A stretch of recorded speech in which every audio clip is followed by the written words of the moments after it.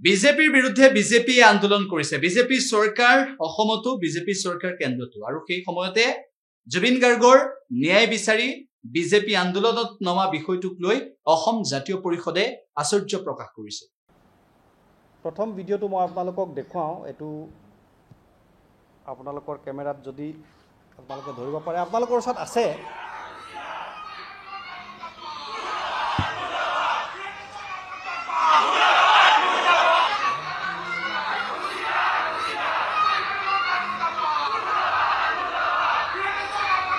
এটো আপোনালোকৰ ওচৰত আছে মই এটো নিউজ লাইভত ওলোৱা নিউজ লাইভ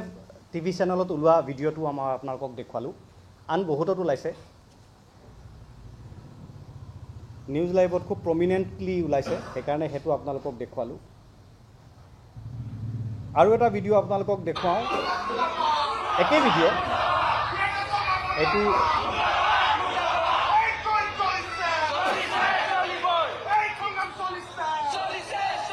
এটো সত্য দা ট্ৰুথ বুলি যেটো পোৰ্টেল আছে তাত ওলাইছিলে এনেকুৱা আৰু বহুতত ওলাইছে এটো এটা অতি গৰিহণাযোগ্য কাম ৰাজনীতি কৰিবৰ কাৰণে অজস্ৰ ঠাই আছে ৰাজনীতি কৰিবৰ কাৰণে অজস্ৰ বিষয় আছে আমাৰ প্ৰিয় শিল্পী ৰাইজৰ মৰমৰ শিল্পী গণকণ্ঠ বুলি যাক মানুহে ক'বলৈ আৰম্ভ কৰিছে আমি অনুভৱ কৰোঁ তেখেত সুধা কণ্ঠৰ পিছত গণকণ্ঠ তেখেত সেইগৰাকী গণকণ্ঠ শিল্পীৰ সমাধিস্থল যাক আমি জুবিন ক্ষেত্ৰ বুলি কৈছোঁ তাত গৈ কোনেও ৰাজনৈতিক কাম কৰক এনেকুৱা ধৰণৰ চিঞৰ বাখৰ হুলস্থুল কৰক এটো কোনেও নিবিচাৰে এটোক আমি গৰিহণা দিছোঁ কিন্তু যেহেতু আমি এটা ৰাজনৈতিক দল আমি বিভিন্ন বিষয় চালিজাৰি চাব লাগে পৰ্যালোচনা কৰাটো আমাৰ কাম আমাৰ দায়িত্বৰ ভিতৰত পৰে গতিকে আমি অলপমান অনুসন্ধান কৰিবলৈ চেষ্টা কৰিলো যে এই কামটো কোনে কৰিছে তাৰ আগতে আপোনালোকক আৰু এটা কথা কৈ দিওঁ যে যেতিয়া সেই ঘটনাটো ঘটিল যোৱা পৰখি তাত কেইজনমান মানুহে এনেকুৱা ধৰণৰ এই জুই জ্বলিছে জ্বলিবই কিবা কিবি এনেকুৱা ধৰণৰ শ্লোগান দিলে আৰু তাৰ পিছত দেখিলোঁ নিউজ লাইভৰ বাতৰিটো আপোনালোকক দেখুৱালো ভিডিঅ'টো ট্ৰুথৰ ভিডিঅ'টো আপোনালোকক দেখুৱালো অন্যান্য কৰবাত এনেকুৱা ভিডিঅ' ওলাইছে দেখিলো বিজেপি দলে অফিচিয়ালি এখন প্ৰেছ কনফাৰেন্স আয়োজন কৰিছে এইখন বিজেপি দলৰ অফিচিয়াল প্ৰেছ কনফাৰেন্সৰ আমাৰ জুবিন ক্ষেত্ৰ ভিডিঅ' যে জুবিন ক্ষেত্ৰ যে পবিত্ৰ ক্ষেত্ৰ এই পবিত্ৰ ক্ষেত্ৰত যোৱাকালি আমি বহু ভিডিঅ' আপোনালোকে সকলোৱে পাইছে যে যোৱাকালি একাংশ মিয়াই সেই সোণাপুৰৰ জুবিন ক্ষেত্ৰৰ পবিত্ৰতা বিনষ্ট কৰি চৰকাৰৰ বিৰুদ্ধে আন্দোলনস্থলী হিচাপে ব্যৱহাৰ কৰিবলৈ কৰাৰ ভিডিঅ' আপোনালোকৰ ওচৰত আছে ছ'চিয়েল মিডিয়াত আছে গতিকে মই গোটেই ভিডিঅ'টো বজাই আপোনালোকৰ সময় নষ্ট কৰিব খোজা নাই দেখিলোঁ বিজেপি দলে আনুষ্ঠানিকভাৱে তাৰ প্ৰতিক্ৰিয়া প্ৰকাশ কৰিছে আপোনালোকে মন্ত্ৰী বিমল বৰা ডাঙৰীয়াৰ ছ'চিয়েল মিডিয়াৰ পোষ্ট চাব ফেচবুকৰ পোষ্ট চাব মন্ত্ৰী বিমল বৰা ডাঙৰীয়াই সেই ভিডিঅ'টো শ্বেয়াৰ কৰিছে আন বহুতে কৰিছে এগৰাকী সাংবাদিক দেখিলোঁ তেখেতৰ ছ'চিয়েল মিডিয়াত তেখেতৰ পৰিচয় দেখিলোঁ তেখেত এগৰাকী সাংবাদিক কোনোবা এটা বাতৰি কাকতৰ কোনোবা এখন বাতৰি কাকতৰ তেখেত editor in chief Manikuntal Saikia তেখেতৰো পোষ্ট দেখিলোঁ আন বহুত মানুহ বিজেপি ইক'চিষ্টেমৰ মানে মণিকুন্তল শইকীয়া বুলি যিগৰাকী সাংবাদিকৰ নাম মই কেৱল উদাহৰণ হিচাপে উচ্চাৰণ কৰিছোঁ এনেকুৱা অসংখ্য ব্যক্তি আছে যিসকল শইকীয়া ডাঙৰীয়া যাৰ কথা মই ক'লোঁ তেখেতৰ ছ'চিয়েল মিডিয়াৰ পোষ্টবোৰ আপোনালোকে চাব মুকলিকৈ বিজেপি দল আৰু বিজেপি দলৰ চৰকাৰক সমৰ্থন সহযোগিতা আৰু প্ৰশংসা কৰা এগৰাকী ব্যক্তি তেখেত আৰু এনেকুৱা অজস্ৰ ব্যক্তি আছে বিজেপি ইক'চিষ্টেমত যিমান মানুহ আছে বিজেপি ইক'চিষ্টেমৰ যিসকল যিবোৰ টিভি চেনেল বা পোৰ্টেল আছে তেওঁলোকে এই বাতৰিটো আৰু এই ভিডিঅ'টো খুব বহলভাৱে প্ৰচাৰ কৰিছে আৰু তেওঁলোকে কৈছে যে জুবিন ক্ষেত্ৰত আহি কোনে ৰাজনীতি কৰিছে সেইকাৰণে এটা ৰাজনৈতিক দল হিচাপে আমি আমাৰ এইটো দায়িত্ব বুলি অনুভৱ কৰিলোঁ যে আসলতে এই ৰাজনৈতিক পৰিক্ৰমা যেটো চলি আছে এটো কোনে কৰিছে তেতিয়া আমি যেতিয়া অনুসন্ধান কৰিলোঁ অনুসন্ধান কৰি আমি কেইটামান বৰ আচৰিত চিন্তা উদ্ৰেককাৰী বিস্ফোৰক সন্দেহজনক তথ্যৰ আমি সন্ধান লাভ কৰিলোঁ আপোনালোকক মই এটা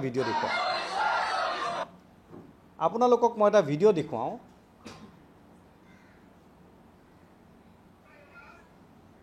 এই ভিডিঅ'টো চালে আপোনালোকে গম পাই যাব ভিডিঅ'টো থাকি গ'ল মোৰ মোবাইলত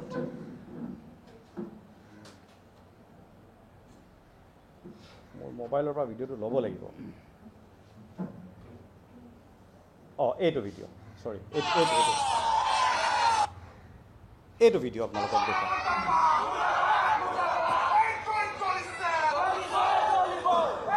ৰ'ব মই অকণমান পোহৰটো বঢ়াই নিদিলে আপোনালোকৰ তাৰ পৰা চাবলৈ অসুবিধা হ'ব পাৰে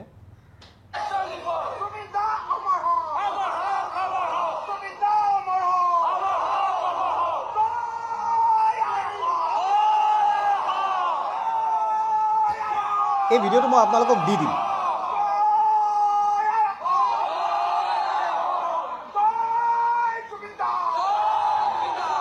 এতিয়া মই এগৰাকী ব্যক্তি আপোনালোকক দেখুৱাওঁ অকণমান ভিডিঅ'টো মই বেকত আনিব লাগিব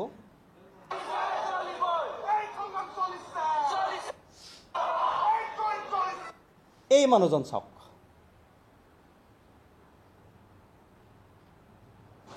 আপোনালোকে দেখা পাইছেনে বাৰু আপোনালোকক মই ভিডিঅ'টো দি দিম অৰিজিনেল ভিডিঅ'টো আমাৰ লগত আছে এইটো মই আপোনালোকক দি দিম ইতিমধ্যে মই যিটো নিউজ লাইভৰ ভিডিঅ' দেখুৱালোঁ মই যিটো ট্ৰুথৰ ভিডিঅ' দেখুৱালোঁ বা অন্যান্য যিবোৰ ভিডিঅ' ছ'চিয়েল মিডিয়া বা মেইন ষ্ট্ৰীম মিডিয়াত ওলাই আছে সেই ভিডিঅ'টোৰে মানুহবোৰৰ মুখবোৰ ওপৰৰ পৰা দেখুৱাইছে তলৰ পৰা দেখুওৱা নাই এই ভিডিঅ'টো তলত কোন বহি আছে পিছফালৰ পৰা লোৱা এটা ভিডিঅ'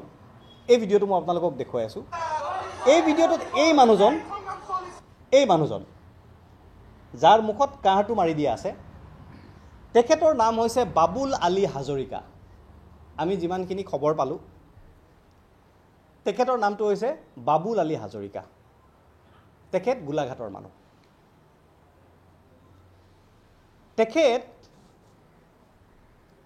আমচু খিলঞ্জীয়া বুলি এটা সংগঠনৰ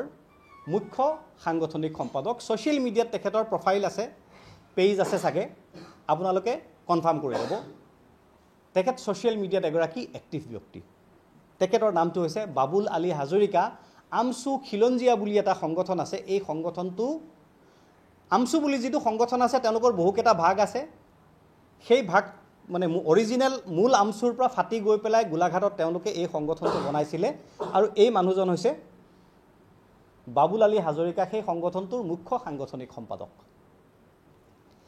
এটা বাবুল আলী হাজৰিকা কোন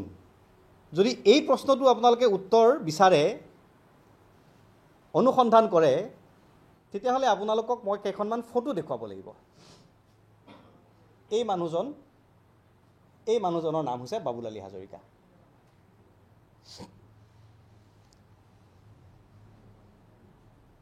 এখেতৰ লগত এইগৰাকী ব্যক্তি হৈছে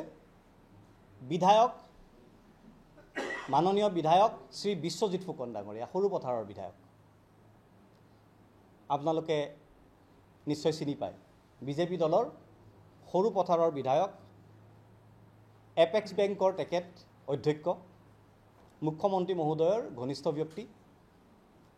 তাৰ লগত এইগৰাকী থিয় হৈ আছে মাননীয় মন্ত্ৰী পীযুষ হাজৰিকা ডাঙৰীয়া